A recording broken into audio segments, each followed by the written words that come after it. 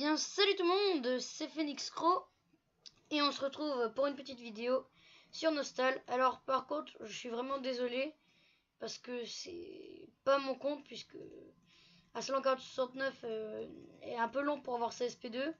Du coup je joue sur le compte de Ryan Titi. C'est une personne que j'admire beaucoup puisqu'il est beaucoup plus haut level que moi, 10 levels de plus pour être plus précis. Et du coup, eh bien, je tenais à vous présenter sa magnifique SP2. Voilà. Alors, donc je connais pas encore très bien cette SP. Donc on va commencer avec l'attaque de base. Ok. Ensuite, on a un coup croisé. Celui-là. Ok. Je vois. Après, lame d'énergie. Lame d'énergie, celle-là. Hop. Voilà, donc c'est une attaque de zone puisqu'elle fait plusieurs. Voilà. Ensuite, on a attaque en chaîne. Donc c'est ça. Ouais, donc c'est plusieurs coups d'épée quoi. Oh, bah tenez. J'ai déjà supprimé un poteau de la liste. Alors on va aller plus loin pour voilà. Protection de la lame.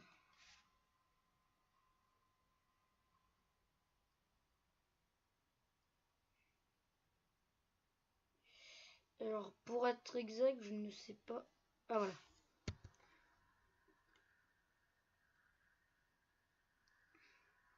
Ah c'est oui, ok. C'est un petit buff.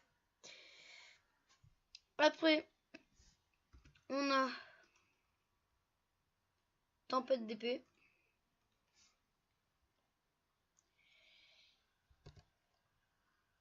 Ah oui, d'accord. Une très belle attaque de zone. Ensuite, on a attaque à la vitesse de la lumière. Ok, donc c'est une attaque juste un peu rapide, voilà.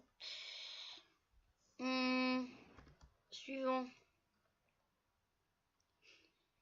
Inspiration apaisante.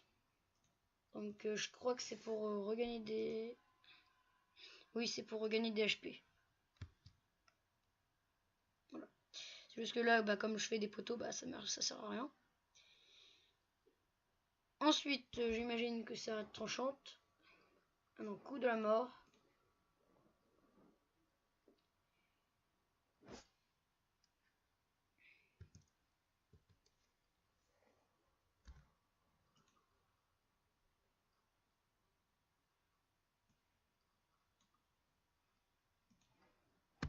Alors, coup de la mort, ça fait hop. Ah oui, quand même.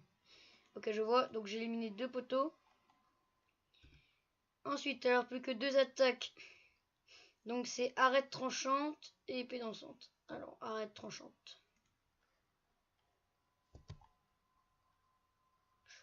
Ah bah, c'est un buff. Aiguiser des armes.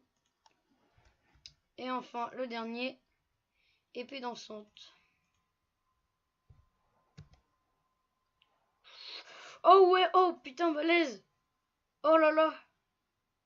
1, 2, 3, 4, 5 poteaux. Et voilà, record battu. J'ai l'habitude de, avec mes SP, d'éliminer un poteau. Ça se voit que vraiment, ça se voit que c'est fort, la SP2, hein, quand même. Alors maintenant, où c'est qu'on la trouve? Eh bien, je vais vous le montrer tout de suite. Donc, du coup, vous devez aller pas à l'entrée de Fernon, vous devez aller au temple Fernon -1. Alors, donc, les quêtes à faire. Au début, vous devez parler à la jeune dame que vous allez voir. Et vous devrez lui rapporter 100 listes de pureté en affrontant des monstres d'à peu près votre niveau, qui viennent de la plaine comète ou bien des temples Fernon 1, -1 et -2.